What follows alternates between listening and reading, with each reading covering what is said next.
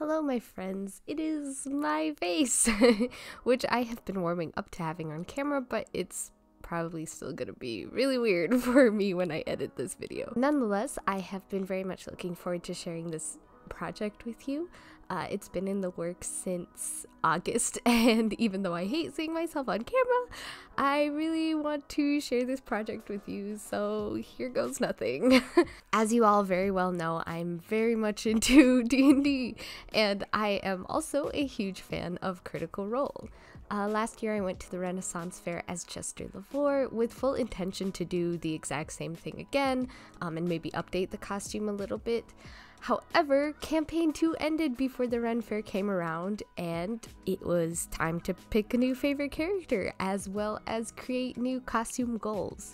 Enter Fearne Calloway. Now, I fully intended this to be like a multi-part, very informative costume tutorial, something like Prickly Alpaca or Rachel Maxey might do. However, due to a lot of things, what you're gonna get is more of a process montage with maybe a little bit of helpful or entertaining, at least, voiceovers.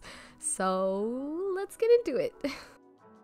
Here is sort of a drawing of what I had planned in the beginning. I wanted to remake the dress, but also keep it within my sewing pattern collection because I can sew, but I'm not so comfortable with sewing that I feel like I can wing everything. So for the dress, I used a base of This Is Kachi's Milkmaid dress. So I did some adjustments to the bodice because the dress was made for someone with either slightly less boobage or a lot more confidence than myself. And instead of the poof sleeves, I also did an elastic over the shoulder strap thing, even though Fearne sort of has this one shoulder vine thing going on, because again, fantasy characters don't have to worry about adequate support, but I do.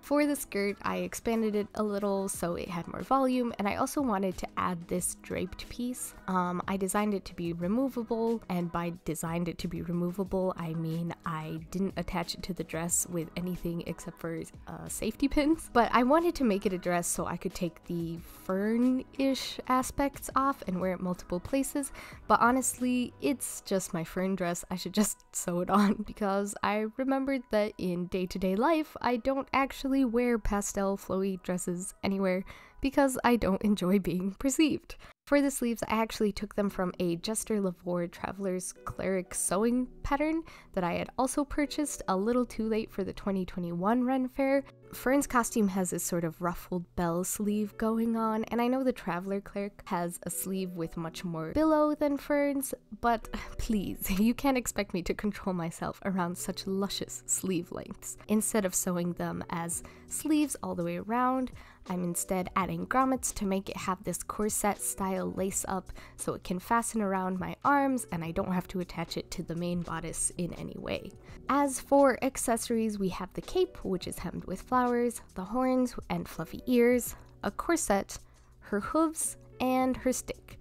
And while all of this was planned to be very grand and fantastic, unfortunately life got in the way and some of the cooler aspects of the costume had to be sacrificed, but we'll get into that later.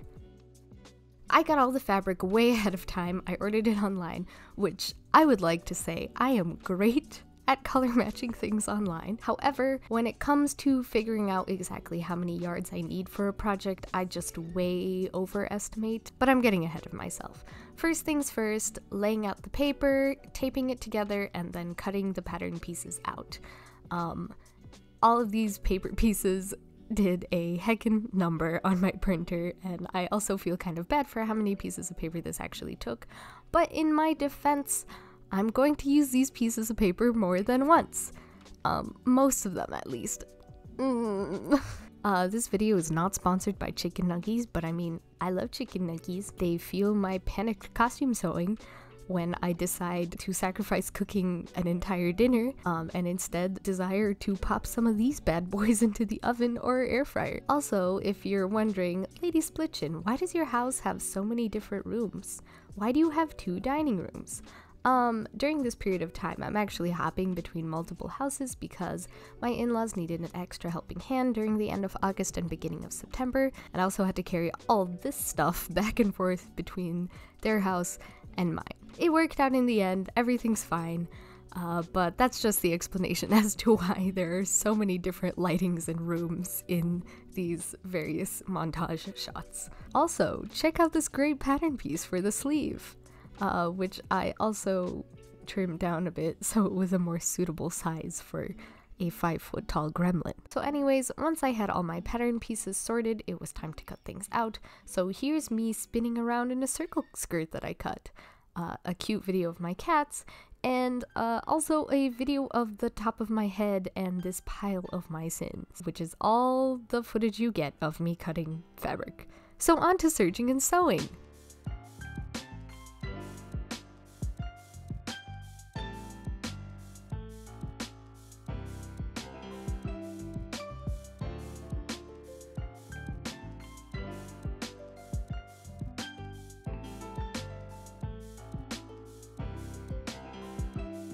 So at this point, I have the bodice attached to the skirt, which is very swooshy.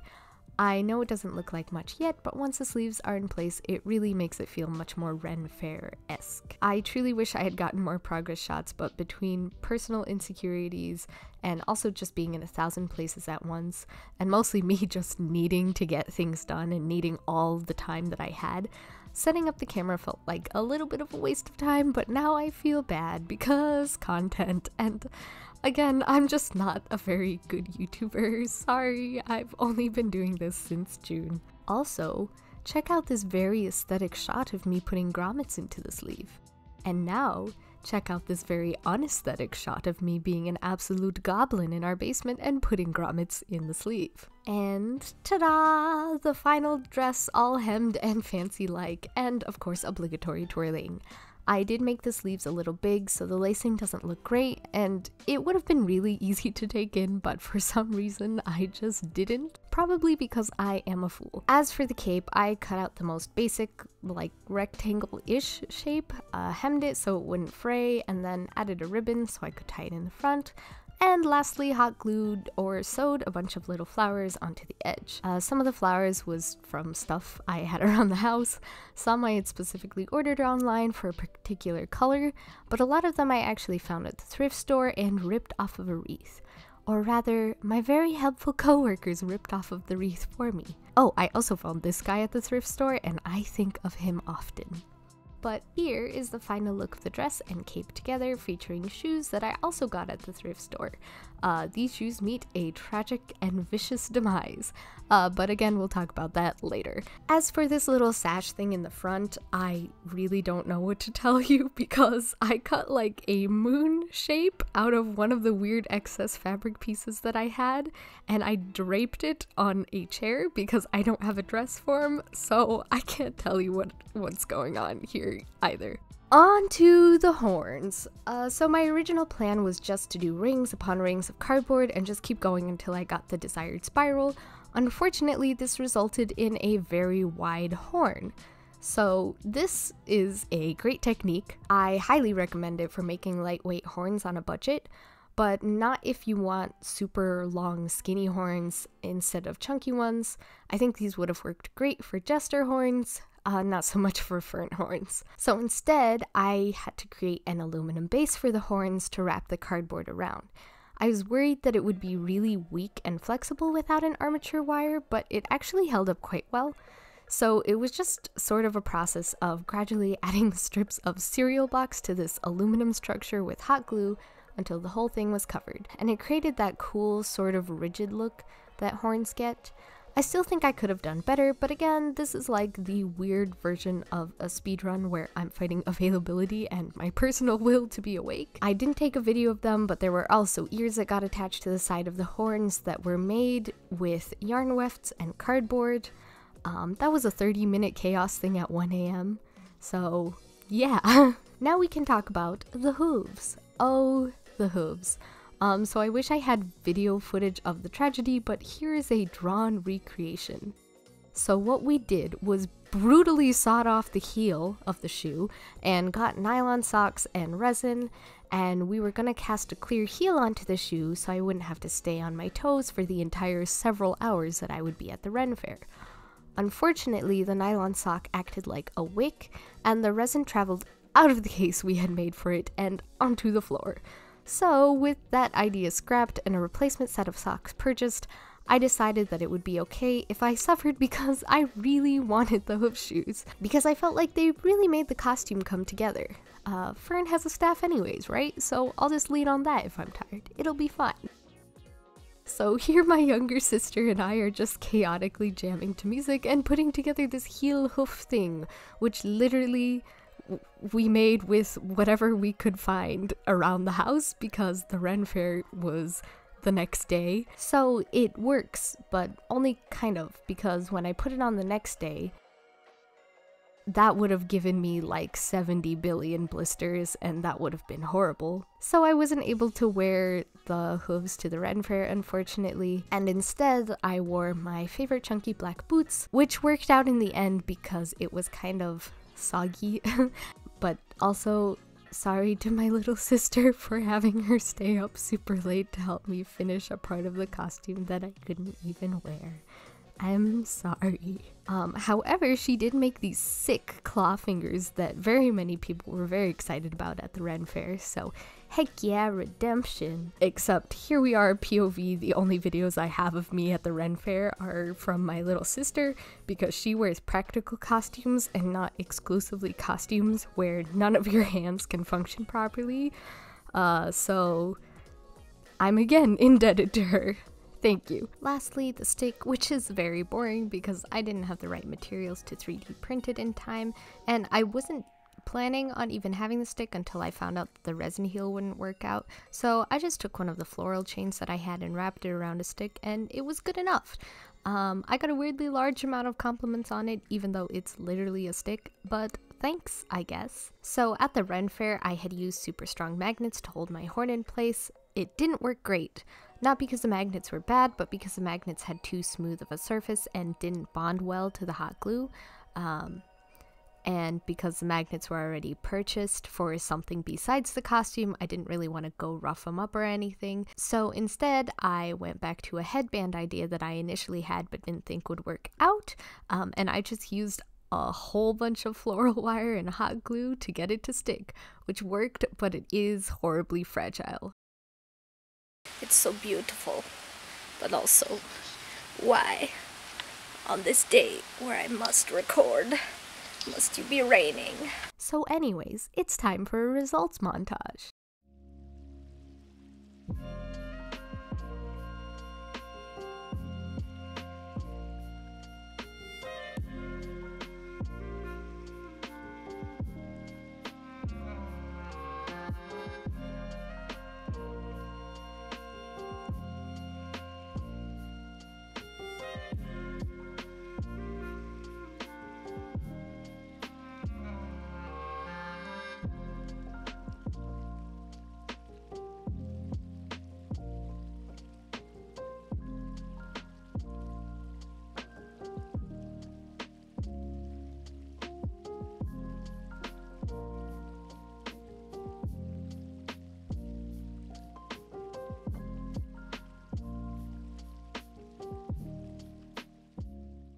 Okay, so now that I'm comfortably not in costume, let me talk about everything that I hated about it, because this wouldn't be a lady split chin video if the end came around and I wasn't complaining about whatever I had made.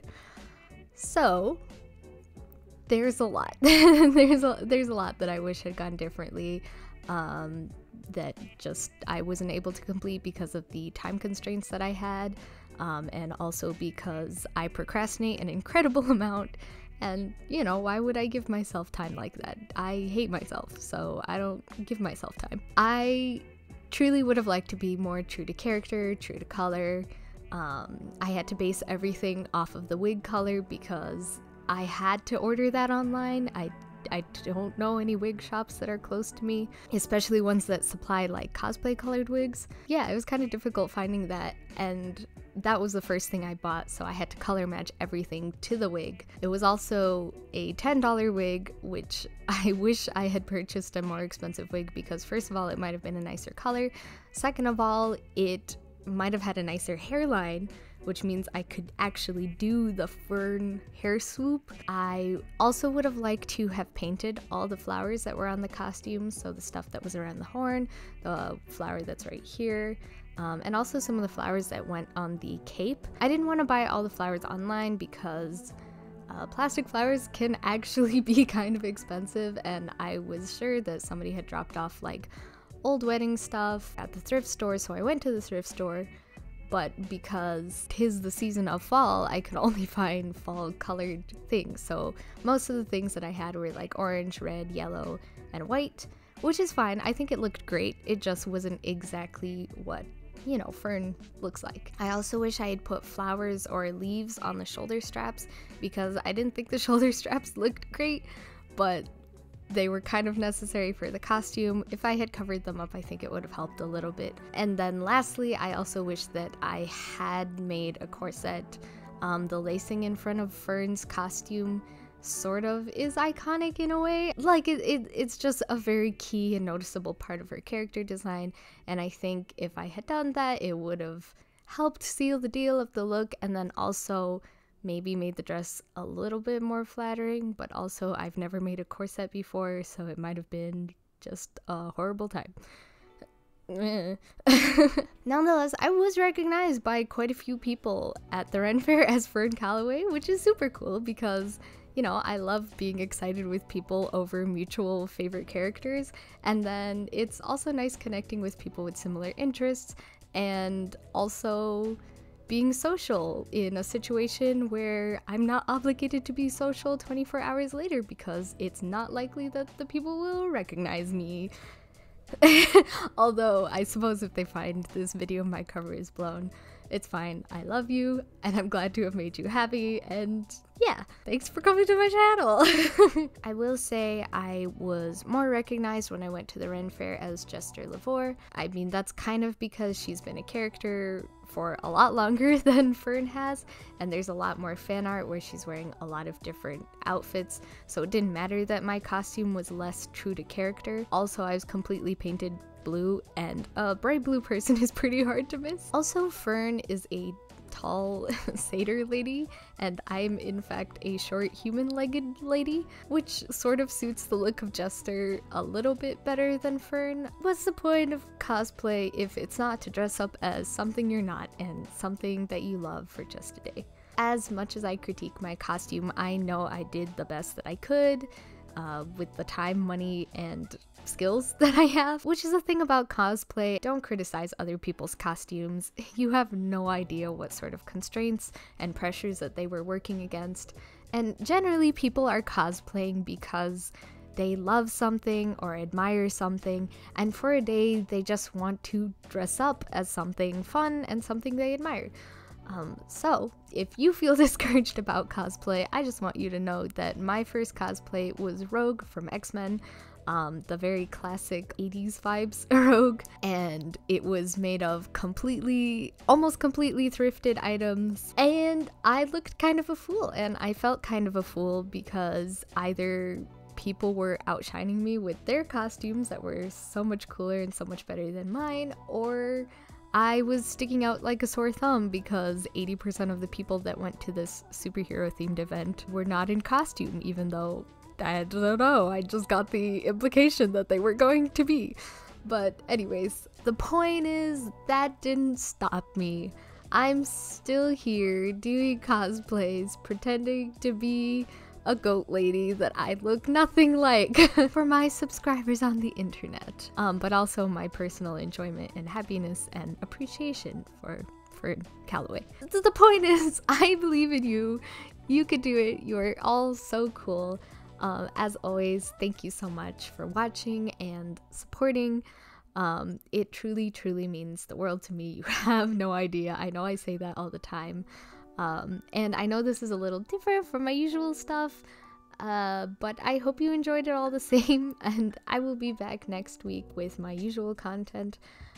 If you guys do enjoy the sewing and cosplay stuff, I do have plans to do more in the future. Maybe not the near future because I kind of need a break, and hopefully all that goes well and you guys still like me, and hopefully you enjoyed. And if you didn't, well, there goes my channel and subscriptions down the tubes. Maybe. Who knows? Not me.